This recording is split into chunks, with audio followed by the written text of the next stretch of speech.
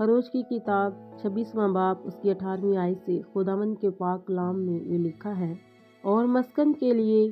جو تختے تو بنائے گا ان میں سے 20 تختے جنوبی سمت کے لیے ہوں، اور ان 20 تختوں کے نیچے چاندی کے 40 خانے بنانا، یعنی ہر ایک تختہ کے نیچے اس کی دونوں چولوں کے لیے 2 خانے، اور مسکن کی دوسری طرف یعنی شمالی سمت کے لیے 20 تختے ہوں، اور ان کے لیے بھی چاندی کے 40 ہی خانے ہوں، یعنی ایک تختہ کے نیچے 2 خانے، اور مسکن کے پچھلے حصہ کے لیے مغربی سمت میں 6 تختے بنانا، اور اسی پچھلے حصہ میں مسکن کے کونوں کے لیے 2 تختے بنانا، یہ نیچے سے دوہرے ہوں اور اسی طرح اوپر کے سرے تک آ کر ایک حلقہ میں ملائے جائیں، دونوں تختے اسی ڈھب کے ہوں۔ یہ تختے دونوں کونوں کے لیے ہوں گے، بس 8 تختے اور چاندی کے 16 خانے ہوں گے، یعنی ایک تختہ کے لیے 2 خانے۔ اور تو ککڑ کی لکڑی کے بینڈے بنانا، 5 بینڈے مسکن کے ایک پہلو کے تختوں کے لیے، اور 5 بینڈے مسکن کے دوسرے پہلو کے تختوں کے لیے، اور 5 بینڈے مسکن کے پچھلے حصہ یعنی مغربی سمت کے تختوں کے لیے، اور وسطی بینڈا جو تختوں کے بیچ میں ہو،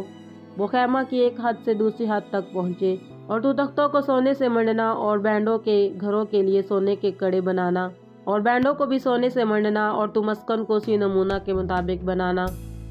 جو پہاڑ پر تجھے دکھایا گیا ہے۔ اور تو آسمانی، ارغوانی اور سرخ رنگ کے کپڑوں اور باریک بٹے ہوئے کتان کا ایک پردہ بنانا، اور اس میں کسی ماہر استاد سے کروبیوں کی صورت کڑوانا، ان کے کنڈے سونے کے ہوں اور چاندی کے 4 خانوں پر کھڑے کیے جائیں، اور پردہ کو گھنٹیوں کے نیچے لٹکانا، اور شہادت کے صندوق کو وہیں پردہ کے اندر لے جانا، اور یہ پردہ تمہارے لیے پاک مقام کو پاک ترین مقام سے الگ کرے گا، اور تو سرپوش کو پاک ترین مقام میں شہادت کے صندوق پر رکھنا،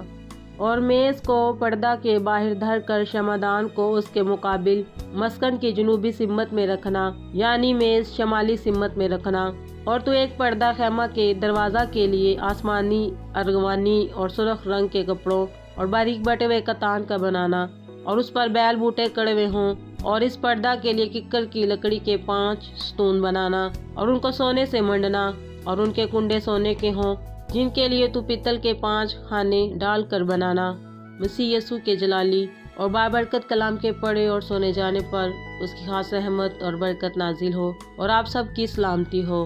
آمین۔